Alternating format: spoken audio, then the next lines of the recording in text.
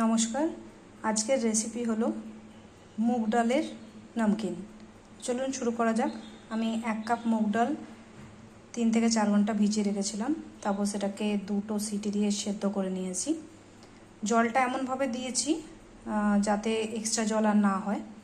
দেখুন কীরকম থকথকে হয়েছে। এরপর এর মধ্যে আমি দিয়ে দেব 1 বাটি আটা,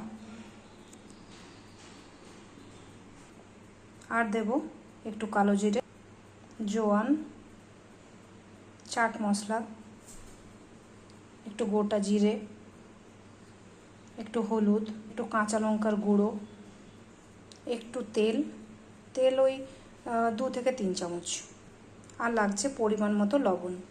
আর যতটা তেল লাগবে এই মুগ ডালের নমকিনগুলো ভাজার জন্য। তো চলুন ভালো করে মেখে নিই।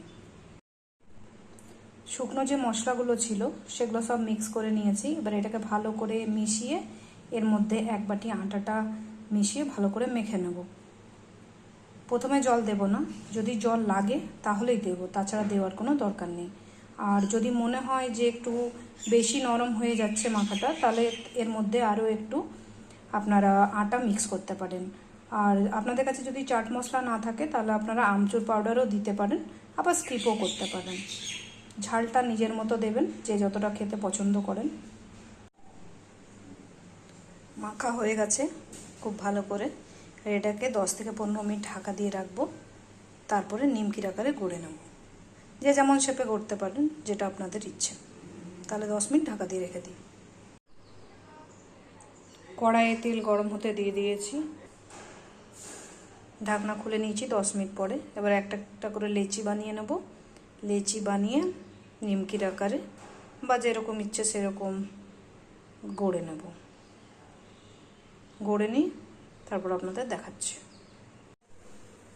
এইভাবে বেলে লম্বা লম্বা শেপে কেটে নিয়েছি। তেল গরম হয়ে গেছে, এরপর এর মধ্যে একটা একটা করে দিয়ে ভেজে নেব। সবগুলো দিয়ে দিয়েছি। লাল লাল করে ভালো করে ভেজে তুলে নেব। তারপর একটু ঠান্ডা করে একটা এয়ার টাইট কন্টেনারের মধ্যে রেখে দেবো। এইভাবে লাল লাল করে ভেজে তুলে নিয়েছি। বাকিগুলো একটু একটু করে কড়াইয়ের মধ্যে দিচ্ছি, আবার লাল লাল করে ভেজে তুলে নেব। মুগ ডালের নমকিন আমার রেডি। আমি এয়ার টাইট কন্টেনারের মধ্যে রেখে দিয়েছি। আপনারাও বাড়িতে বানান, আর কমেন্ট বক্সে অবশ্যই জানাবেন কেমন হয়েছিল।